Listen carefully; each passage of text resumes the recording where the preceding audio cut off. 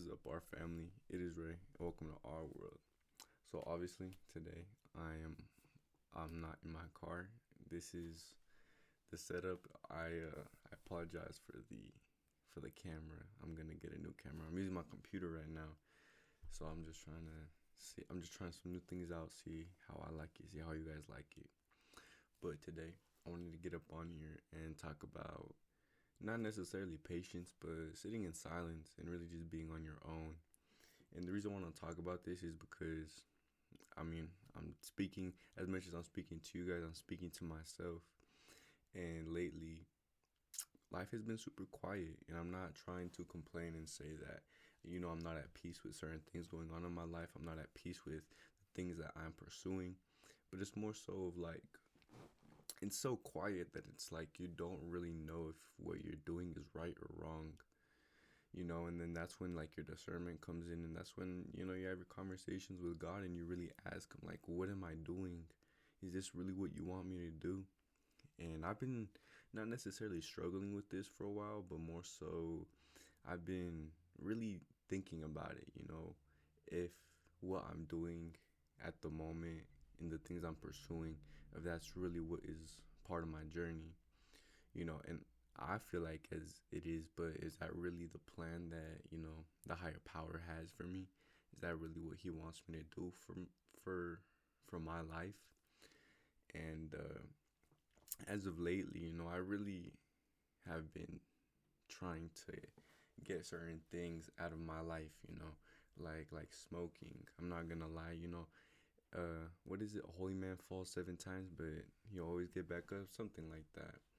And I'm not perfect, I was partaking in smoking, partying. I don't really drink much, but and then at the end of the day, in the moment going to festivals and things of sorts, music festivals, it was fun and all, but is that really something that is for me? As much as I love the music, I love dancing, I love doing all these things, right? Is that something that's really for me and really a part of my life? Because if you think about it, a lot of people that go out to the nightlife, to the nightclubs, to clubs, to the bars, in order to escape certain things that are going on within themselves. And I never felt as if I was really, sure, maybe in the beginning, I definitely started going out to try to fulfill myself with certain things, when because let's talk about raving, right? This like music festivals. My first rave was right after I had ended in my long-term relationship. And so it's like, okay, you were trying to use raving as a way to heal and to way to cope with the things that I was going through, for sure. But it's like now that I've came to a point in my life where I feel like not as if I fully healed, but if I moved on from that chapter in my life, the person that I used to be with, I hope God blesses her and gives her everything that she wants. But I had used raving to substitute what I was going through to try to make myself feel better, right? And I don't, and then now, right, 3 years later, I'm at a point in my life where that's unfulfilling. As much as I would love to go out and dance and do all these things, and it is really fun, you know, that doesn't do anything for me, if that makes sense. Even though I've met great people, I've made great connections, I've networked, I've really met a lot of amazing people, is that really something that fulfills me? And I don't think so. Let me get some water. Where's my water bottle? And I don't think so, to be honest. I don't really think that certain things like that, things with the external world, I don't think any of those things could fulfill me. And then looking back at, sorry, and looking back at, reasons why I would smoke, I had been smoking for, if I didn't quit, or if I'm not planning to quit, I would have been smoking for 8 years now, almost 9, if that. And I was for sure using it as a way to cope and fill a void within my soul, within my heart. And so once I kind of realized that it had been a thing for me to quit, it was like, you know what? This thing doesn't fulfill me. Anything in this external world doesn't fulfill me. I had bought certain things, I had done certain things. Anything materialistic never really fulfilled me. And it's kind of crazy realizing that now, right? Once you spend 7 years putting a substance into your body, or 3 years of going out and enjoying yourself, and don't mind, like, I don't regret any of it, not at all. And I did enjoy myself every single time, but at the end of the day, I still had to go back to all those problems that I was essentially running away from. You know, I'd smoke a blunt, I'd get high, I feel good for an hour and a half, 45 minutes. And then once I come down, it's like, damn, I'm back in reality. Let me smoke again. And then that cycle would just keep repeating itself over and over and over again. And I just got tired of it to a point where it's like, what the fuck am I doing? Excuse my language. But it's like, what am I doing, really? I'm wasting a bunch of money. I'm wasting a bunch of time. And I'm not really putting anything into motion the way I should. Even though I was hitting the gym. I was, at the time I was working on my car, and I was working on myself. It still felt like a part of me still wasn't being fully developed, you know. And I think that has something to do with the inside of me. And I don't really even know why I'm speaking about this, but it's just more of the stillness. Like I said, I think this will always be a consistent battle that I have, is smoking. And you know, I remember when I started smoking, I was smoked for like a year and a half, and then I was clean for like 10 months. Then I fell right back into it, and I smoked chronically for like 4 years after that. And then once I came to a point where it's like, this thing doesn't do anything for me, it just makes me feel good, I guess. But then again, why would I be feeding my flesh just for myself to feel good? If that makes any sense. I don't think that just because something feels good, that is good for you. You know, like smoking, drinking, partying. Yeah, it's fun and all, and you make memories and all, but at the end of the day, what is really going on? When the night's over, you gotta go back to all those problems. And all that money wasted could have gone towards something even better.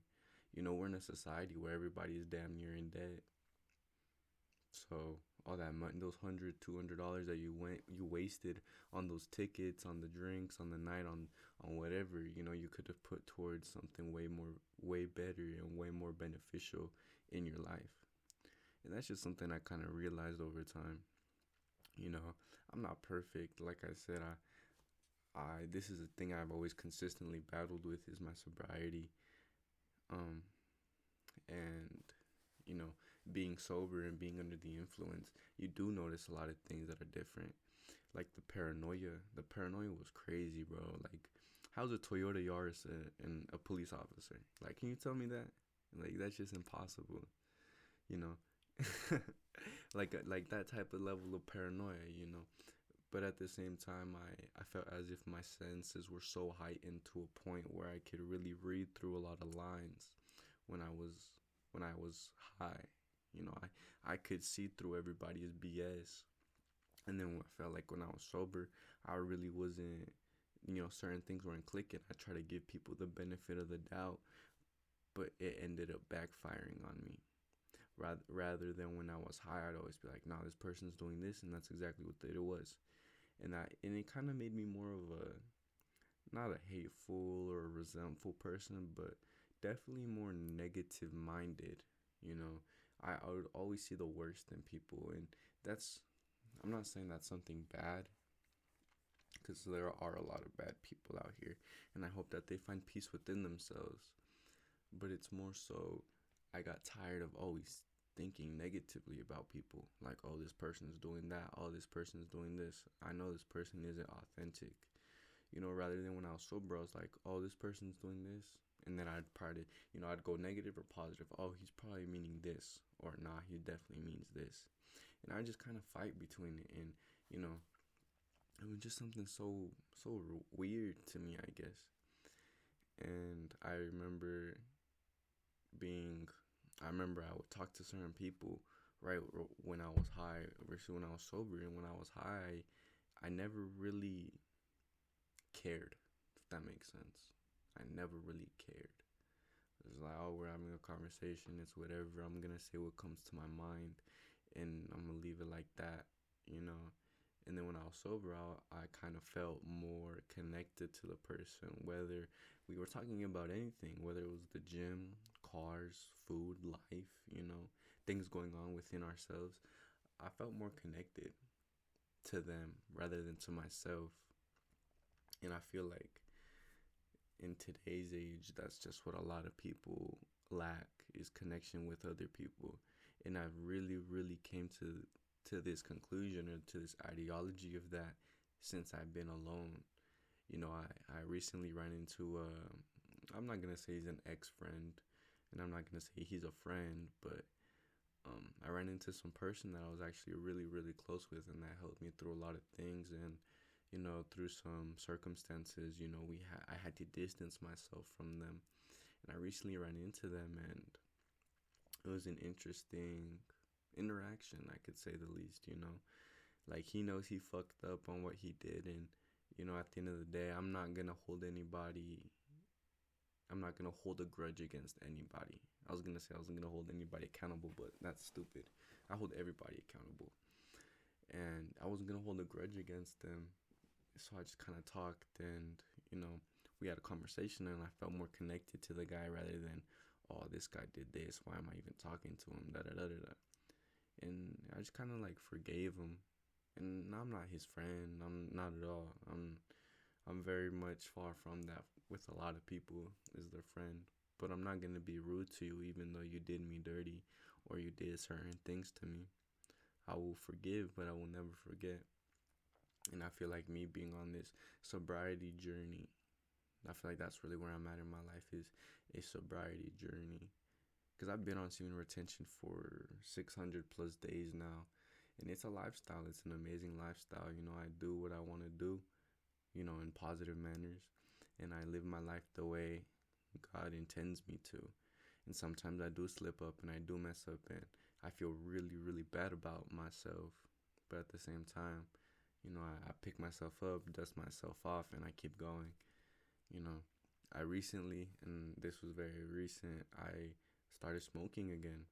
And every time I started smoking and I smoked, I was like, what does this do for me, man? Like, what does it do? I would literally take a mental note of me being sober. I'm like, this is how I feel right now. This is what's going on. Okay, cool. I don't feel any certain way about X, Y, and Z. You know what? Life is great. And I'm like, and then I'd smoke and I'd run myself through that same process. And it literally was no different. The only thing that was really different was the way I felt in the moment. It was my flesh, if that makes any sense.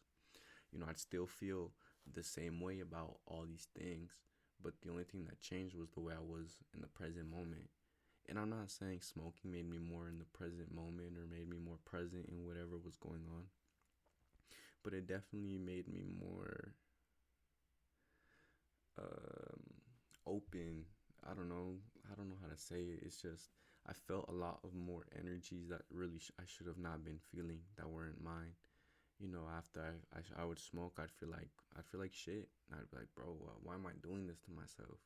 And then it'd just be that constant cycle, right? I'd feel good when I'm sober, and then I'd be sober 8 hours, 9 hours, 10 hours. I'd smoke. I feel so bad about myself, and then since I felt so bad about myself, I'd smoke again, and then that was just kind of an ongoing loop. And then I'd sober up. I feel good sober. Why do I need to smoke? And then it was just I'd smoke again, and it was just I think it's a comfort thing. That's something that I've definitely came to the conclusion of, that it's a comfort thing, man. I smoke because it feels good, but just because something feels good doesn't mean it's right for you. And I feel like I can apply this to everything, not just smoking, food, people in your life. Just because this relationship feels good for that moment, is it really something that's good for you, man? Just cause this food tastes so good, is it really good for you, man? Just cause this substance makes you feel elevated, is it really good for you? And I just kind of came to that conclusion, like, it's not for me. As much as I really do enjoy partaking in it, it's just something that I really shouldn't be. And I feel like that's just the battle that I've been having within myself for a long time. I kind of didn't even realize that until I was really by myself. And I don't even know why I'm sharing this with you guys, to be honest. But if you can relate, then it's for you. And if you can't, then try to help somebody out. Because everybody's going through something. And there's something that I read, it was like, it's fucked up. It's like everybody's going through something, so kick them while they're down. But it's like, why don't you just flip it? You know, everybody's going through something, pick them up while you can. And that's just something that I've been really, really trying to do with my life. You know, when I was high, I wanted nothing to do with nobody. I just wanted to be alone. Like, when I was in this relationship, right, I would smoke and I would not even want to be near the person that I loved. Isn't that crazy? I'd be smoking, and then we'd be talking, and I'd be like, bro, you're ruining my high. Like, what kind of, number one, what kind of boyfriend is that? And number two, like, what the fuck? You know, why am I doing that? Like, I feel like being addicted to something is selfish. Everybody's addicted to something for a reason, and there's a reason behind that reason. I smoked because it made me feel good. It gave me the comfort that I had never felt I had had in my whole life. And then now being sober, I have that comfort within myself. I can comfort myself. I'm so secure in the person that I'm becoming that I really don't need to partake in it. So what's the whole point in it? And I know a lot of people can't go to that because their issues are worse than mine, and I wish that they can fight through it all. But at the same time, if you really cared about the people you were around, would you really be doing that to yourself? You know, would you want your son, your daughter, your mother, your father, your cousins, you know, anybody close to you, would you want them to be in the mindset that you were in and to have to rely on something so deadly? Literally, it's deadly. You know, nothing is supposed to be smoked. We're not supposed to be smoking anything. We're not supposed to be drinking any poisons. So why do we do that? Because you got pain? Okay. Well, why don't you just try to fix yourself instead of coping in such negative ways? And I'm not just talking, like I said, this is a message for not just me, but for you guys. More so me. But that's just where I'm at. You know, if you care about someone so much, why would you ever put them in a position where they have to take care of you? When in reality, you should be taking care of them. You know, at the end of the day, you only ever really got yourself, so why would you ever hurt yourself? Because it feels good? That doesn't make any sense. I mean, like I said, I battle with this. I consistently battle with this addiction, and I get better. You know, like I said, I'll go I'll go clean for a couple months, couple weeks, and then I fall back again, and I don't know why. And that's just something I'm really trying to realize within myself. But yeah, I don't even know what this message is about. I just wanted to really get up on here and talk. I haven't posted in a while, so yeah. I hope you guys like this new setup. I'm probably gonna get a better camera. It's really bothering me. I'm not gonna lie. But yeah, I love you. You love you. So let's get it together, our family. Read your Bible. Read a book. Don't touch yourself in nasty ways. Go hit the gym and go tell somebody you love them. Later, our family.